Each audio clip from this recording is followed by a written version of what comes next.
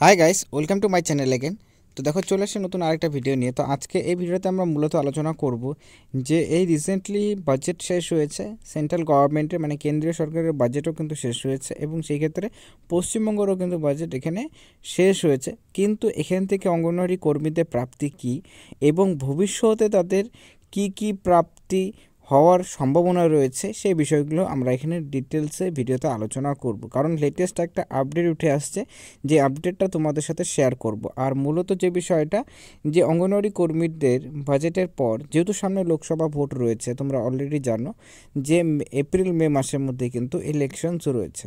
তো সেই ক্ষেত্রে অঙ্গনওয়াড়ি কর্মীদের এই যে বাজেট হলো, তো দীর্ঘ 2-3 বছর ধরে কিন্তু অঙ্গনওয়াড়ি কর্মীরা, সারা দেশেরই অঙ্গনওয়াড়ি কর্মীরা তারা কিন্তু এ নিয়ে আন্দোলন করছেন এবং জায়গায় জায়গায় তারা ডেপুটেশনও জমা করছেন যে যাতে তাদের বেতনটা বৃদ্ধি করা হোক, ঠিক আছে। এবং এছাড়াও স্মার্টফোন আরও অনেকগুলো দাবি দাবা নিয়ে তারা কিন্তু ডেপুটেশন জমা করছেন। কিন্তু তার ফলস্বরূপ কিন্তু আমরা দেখতে পাচ্ছি, বিশেষ করে পশ্চিমবঙ্গের কথা যদি বলা হয় তাহলে পরে অঙ্গনওয়াড়ি কর্মীদের কিন্তু কোনো প্রাপ্তি বলতে কিন্তু কিছুই পাচ্ছে না, ঠিক আছে।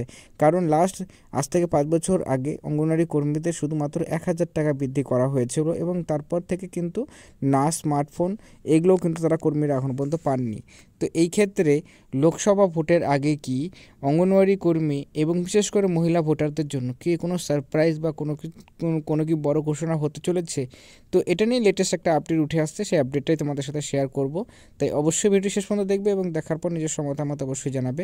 আর যদি ভিডিওটা ভালো লাগে লাইক করবে, চ্যানেল নতুন থাকলে চ্যানেলটাকে সাবস্ক্রাইব করবে। তো চলো সময় নষ্ট করে কি আপডেটটা সেটা আমরা ভিডিওতে আলোচনা করা যাক। তো প্রথমত যে বিষয়টা আলোচনা করব, যে পশ্চিমবঙ্গে বাজেটের পর আইসিডিএস এবং আশাকর্মীদের বেতন কি বৃদ্ধি আদৌ সম্ভব কি না। তো অ্যাকচুয়ালিতে দেখো, এখানে কিন্তু তোমাদের বলে দিচ্ছি যে এমন নয় যে তোমাদের সম্ভাবনা একদমই নেই, কারণ তোমরা জানো যে অলরেডি অঙ্গনওয়াড়ি কর্মীরা কিন্তু এ নিয়ে আন্দোলন করছেন এবং 16 তারিখে কিন্তু আন্দোলনও রয়েছে অঙ্গনওয়াড়ি কর্মীদের সেন্ট্রাল লেভেলে মানে কেন্দ্রীয় স্তরে। তো সেই ক্ষেত্রে অঙ্গনওয়াড়ি কর্মীরা কিন্তু অল ওভার ইন্ডিয়াতে, যে কারণ আমরা বাজেটে দেখেছি অঙ্গনওয়াড়ি কর্মীদের কিন্তু কোনো রকম বেতন বৃদ্ধি করানো হয়নি, সেক্ষেত্রে শুধুমাত্র হেলথ স্কিমটাতে অ্যাড করা হয়েছে। এবং রিসেন্ট টাইমসে তোমাদেরকে ভিডিওগুলো দেখেছো তোমরা, যেখানে অঙ্গনওয়াড়ি কর্মীদেরকে অঙ্গনওয়াড়ি কর্মীদের যে বেতন, সেই বেতন কাঠামো নিয়ে কিন্তু সংসদেও কিন্তু এ নিয়ে প্রতিদিনই প্রায় কিন্তু কথা হচ্ছে যে বেতন অঙ্গনওয়াড়ি কর্মী এবং আশাকর্মীদের কেন বৃদ্ধি করানো হচ্ছে না বা কেন বৃদ্ধি করানো হয়নি। তো এইগুলো কিন্তু ফলস্বরূপে যখনই মনে করো এখানে একটা যেটা আমরা খবর পাচ্ছি যে যখন তোমাদের ভোটের আগে আগে কিন্তু তোমাদের আরেকটা ঘোষণা হওয়ার সম্ভাবনা রয়েছে, এটা খবর পাওয়া যাচ্ছে। হ্যাঁ, সেটা যদিও কিনা 100% এখনই ক্লিয়ারলি বলা যাচ্ছে না যে হ্যাঁ আদৌ তোমাদের 100% হবেই,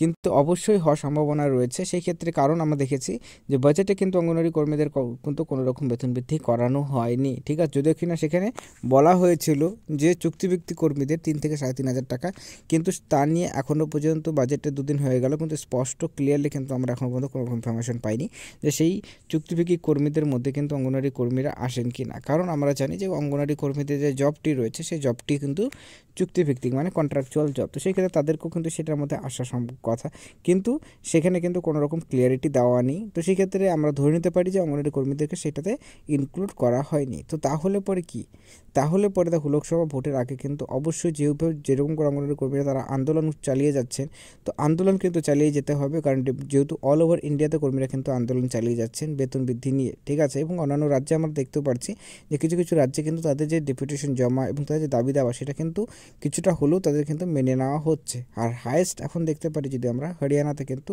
14,000 টাকা করে অঙ্গনওয়াড়ি কর্মীরা বেতন পাচ্ছেন। তো সেক্ষেত্রে সেই জায়গার তুলনায় আজকে পশ্চিমবঙ্গের কথা যদি বলা হয় তো 8,250 টাকা করে অঙ্গনওয়াড়ি কর্মীরা পাচ্ছেন, মানে খুবই একটা কম অ্যামাউন্ট তারা পাচ্ছেন।